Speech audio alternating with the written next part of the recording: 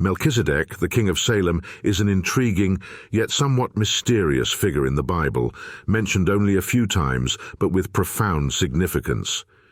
His story is connected to Abraham's calling, Jerusalem's selection as Israel's capital, the priesthood, and the prophecy of the Messiah. The first time we encounter Melchizedek is in Genesis chapter 14, after Abraham, then called Abram, rescues his nephew Lot from captivity by a coalition of kings. Following this victory, Abraham meets two figures, the king of Sodom and Melchizedek. Melchizedek is described as the king of Salem and a priest of El Elyon, God Most High. Melchizedek brings Abraham bread and wine and then blesses him, saying, "Blessed be Abraham by God Most High, creator of heaven and earth, and blessed be God Most High, who has delivered your enemies into your hand." In response, Abraham gives Melchizedek a tithe, a tenth of everything he took in battle. This moment is important because it shows that Abraham recognized Melchizedek's spiritual authority, acknowledging him as a true priest. The next time Melchizedek is mentioned is in Psalm 110, a psalm written by King David, which many Christians believe is a prophetic text that points to the coming Messiah, Jesus. In this psalm, David says, "The Lord has sworn and will not change his mind. You are a priest forever, in the order of Melchizedek." This prophecy suggests that the Messiah would have an eternal priesthood, similar to Melchizedek's, and not one based on family lineage, like the Levitical priesthood. The most detailed reflection on Melchizedek comes in the New Testament, in the book of Hebrews, specifically in chapters 5, 6, and 7. In these chapters, Melchizedek is seen as a precursor to Jesus Christ. Hebrews 5 explains that Jesus is a high priest, but not in the traditional sense, as he was not descended from Aaron like the Levitical priests. Instead, his priesthood is eternal, much like Melchizedek's. In Hebrews 7, the author compares Melchizedek and Jesus, highlighting several key aspects.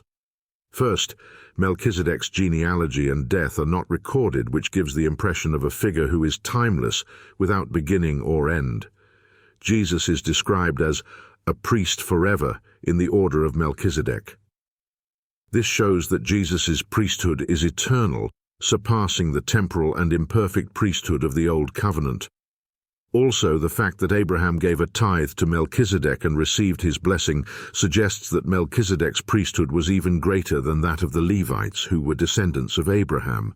If you have watched the video up to this point, please consider subscribing to our YouTube channel.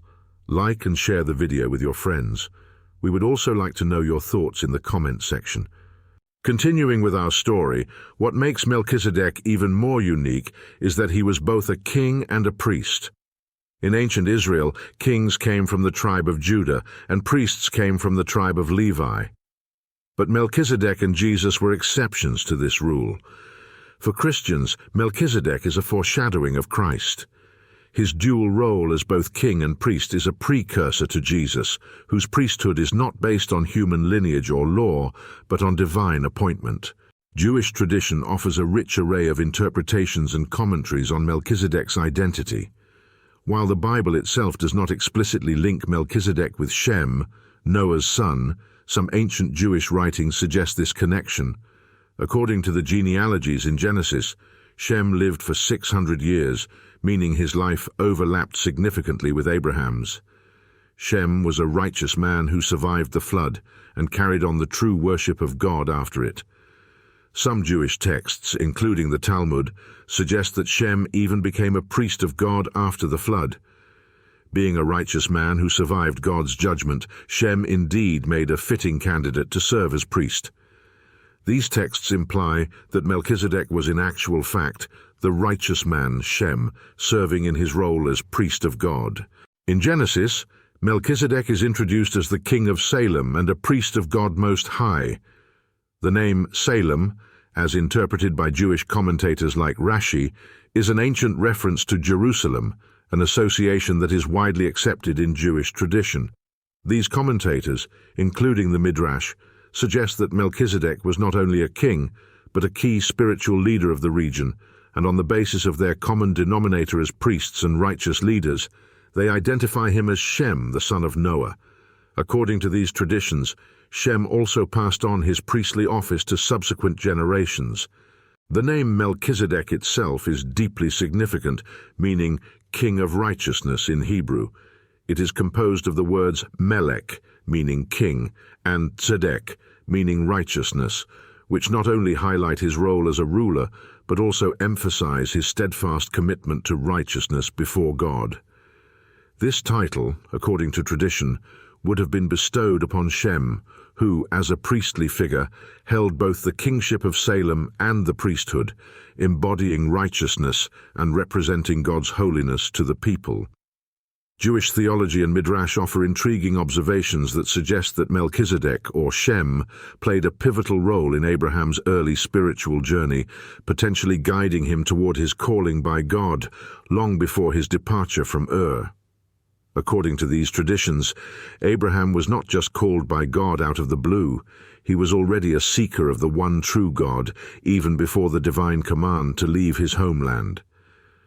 Tales from the Midrash and the Book of Jubilees paint a picture of a young Abraham who, disillusioned with the idol worship around him, boldly rejected the false gods of his father's household. In a striking act of defiance, Abraham is said to have destroyed the idols in his father Terah's shop, indicating his early commitment to monotheism and his readiness to follow God's call. It is within these narratives that we see the possibility of Shem as a priest of the Most High God, influencing Abraham's spiritual journey.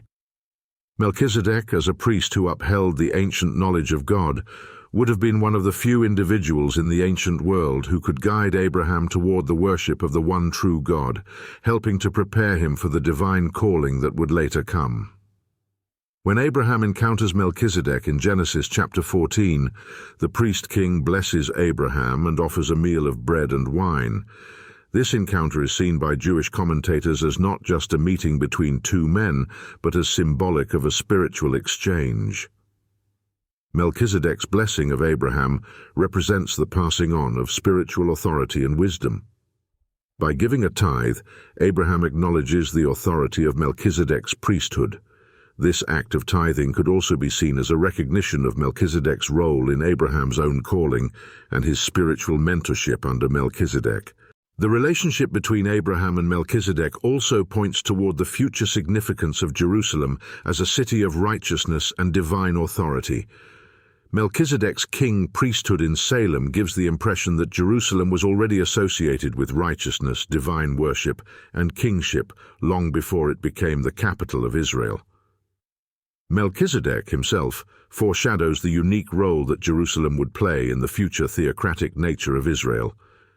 The city, Salem, modeled after Melchizedek's dual role, would later become the political and spiritual heart of Israel, intertwining political authority and religious leadership. This dual function is fulfilled in David's kingship and, more perfectly, in the messianic figure recognized as Jesus, who fulfills the prophecy in Psalm 110 and Hebrews 7 about being both a king and a priest, after the order of Melchizedek. The institution of Jerusalem as the seat of divine worship is also fully realized in the setting up of the temple in Jerusalem and the Levitical priesthood. In Genesis 22, God commands Abraham to sacrifice his son Isaac on Mount Moriah, a location traditionally associated with the future temple in Jerusalem. The symbolism of Mount Moriah is not lost on later generations. It is linked with Abraham's greatest test of faith. The command to sacrifice Isaac on Mount Moriah foreshadows the sacrificial system that would later take place in the temple built by Solomon. The willingness of Abraham to sacrifice his son in obedience to God on this mountain underscores the spiritual role of Jerusalem, the central place for sacrificial worship where the Israelites would offer sacrifices in fulfillment of their covenant with God. Though the formal establishment of Jerusalem as Israel's capital would not occur until the reign of King David, these earlier events, Melchizedek's kingship and priesthood, and Abraham's encounter with God on Mount Moriah, indicate that God had chosen Jerusalem as the focal point of Israel's spiritual life from the very beginning. The city is marked as a place of righteousness, divine authority and worship, long before it becomes the capital of the nation of Israel under David. For Christians, these events also point forward to the ultimate fulfillment of God's plan in the person of Jesus Christ, the final priest-king. In Psalm 110, the Messiah is described as being a priest forever in the order of Melchizedek, and this is echoed in the New Testament book of Hebrews. In this sense, Jerusalem is not just a historical city, but the spiritual center of God's kingdom on earth, the place where his Messiah would come and establish his eternal reign. In conclusion, Melchizedek's reign in Salem and Abraham's near sacrifice of Isaac on Mount Moriah set the stage for Jerusalem's role as the center of Israel's theocracy. Jerusalem would go on to become the seat of God's kingdom, a place where his presence would dwell, where his covenant with Abraham would be realized, and where worship would be offered for generations to come. Through the establishment of David's kingdom and the coming of the Messiah, Jerusalem's significance would be further cemented as the spiritual and political center of Israel, continuing to fulfill its central role in salvation history. Thank you for watching. For more videos, please like, share and subscribe to Faith Reflections 247.